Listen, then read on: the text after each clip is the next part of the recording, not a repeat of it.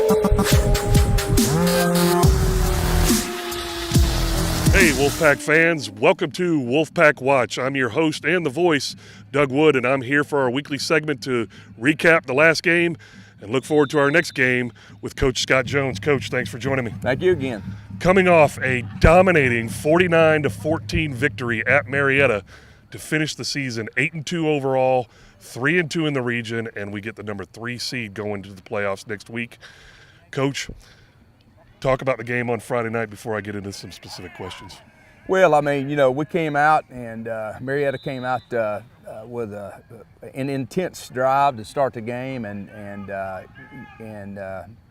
did a great job, and we had to kind of weather the storm there early. And once we settled in, and defense did a great job offensively, running the football like we did. That's what we always want to do.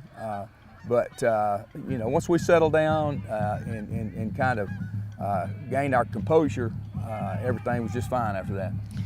Did you talk to the kids that maybe you were going to have to take a punch early in this game?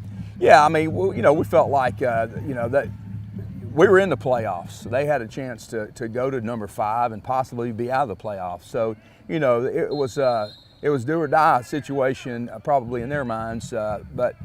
On the other side of the coin, even though we were in the playoffs, we really, really wanted to fight hard for the 3rd seed and give ourselves a better chance and a little bit of momentum going into the playoffs. And so we took care of business. They come out, they score, we make it 7-7. And after that, I mean, that game was a testament to the offensive line, the running game, and a few key passes that Ross was able to make. And they just had no chance. I'm not saying that they quit, because I'm sure they didn't. I'm sure their coaching staff had them playing as hard as they possibly could, maybe a letdown for them. But you guys took control, and we talked last week how last week was going to be a hard week of practice. You were going to bring the boys into this game with a sense of purpose, and you guys went out and achieved that. Well, I mean, we learned our lesson from the week before, and so we managed the week a little bit different than what we did. I kept reminding our players and coaches that what we did last week, that plan didn't work too well. So even though we came out with victory, so we practiced, and our philosophy during the week was have a sense of urgency and make sure that we went out and was relentless in all phases of the game, and I think we did just that. The rushing game with the offensive line just absolutely making gaping holes in that defense. Did you guys plan for that? Was that a weakness on the Marietta side that you saw that you wanted to go after, or did the game sort of dictate that as time went on? Well, I mean, we ran it more than we usually do, but we threw for a lot of yards too. Basically, we've got the offense and our coordinator, both coordinators did a tremendous job, Coach Nance with the offense, Coach McGee with the defense, but of really looking and seeing what they give us. And so if we can run the football, then we run the football. And if they take that away, then we've got to go to the air. But, fortunately, we're getting a little bit better we get a little bit more depth at running back too. Taking nothing away from Ross, he actually had a very good first half. He didn't throw much in the second half, but in the first half he had a couple key passes that kept drives going or moved us further down the field. I think he only threw for 1 touchdown pass. We had 5 rushing touchdowns in that game, and then the defensive score with Jalen late in the game. Talk about how the defense played against this high-powered Marietta offense that had put up many, many points against other opponents prior to this. Mm-hmm. Well, I mean, defensively, we've been playing great all year long. We gave up a few more than we wanted to against Kennesaw Mountain, but for the most part, we've played outstanding on defense, and we backed the secondary up a little bit because they have some deep threats, and played up front like we've been playing all year. And getting back to Ross and offensively, he managed the game very well. As a matter of fact, we had a hiccup there. I know probably nobody knows it but us, but our headsets went out on several occasions, and Ross actually had to call his own play out there, and so did Tyler Bird when we had no communication with our offensive coordinator up in the press box. So we fixed that. We got our offensive coordinator to the sideline, and so much for technology, right? Well, that actually speaks to the fact that I saw Ross and Tyler when they were out there with the arms up like this, like what are we doing? And so a testament to both of them that they were able to keep the offense moving without having to have the communication. Yeah. All right, so we finished the season 8-2. By the way, tied with the best record for any team in this region. I think Hillgrove was 8-2 as well, overall record. 3-2 in the region. We're the 3rd seed. We go to Woodstock in our first round game. They get the 2 seed out of Region 4. They were 6-4 overall, 3-2 in their region. They lost to Walton in a tight game on Friday night. Right. And if there was ever a game that would be called a trap game, this has to be it for you guys, in the respect that they came here early in the season before they got on their roll at the end of the season, and we dominated them 34-0. How do you guard against these boys having way too much confidence going into this game, knowing that we're on the road, so they're going to be in their environment? How do we guard against that?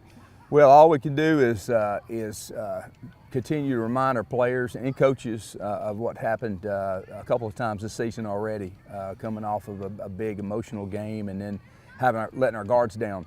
So our kids know, they know the deal. It's one and done now, and there's no second chances. This is the opportunity that we got, so we've got to make sure that we're prepared and ready to go, and that's the mentality we're going to take all week long. And you know, Woodstock is it's not the same Woodstock team that we saw in the regular season. They are sharp, they're crisp, they're making plays. The quarterback's like a general out there, and so it's going to be a little different atmosphere for us this time around. Any advantage to the fact that you guys went there last year, and most of the kids on this team did play there last year, so they know the environment a little bit. But again, you won so convincingly here, you don't want to take that and say, hey, we're just going to roll over and win on them. This is a playoff game, do or die. Talk about being on the road and being familiar with that environment from last year. Well, I mean, it always helps to have been there before, and our kids and coaches have been there. You know, we know we're going over there and playing on grass again. You know, we don't play on grass too much, but you know, our philosophy don't change. You know, we've got to make sure that it's our job to get the kids ready to go, and it don't matter if we're home or we're away. This is it. You know, you lose and you go home and take your equipment up, and that's not what we want to do at this point. Absolutely.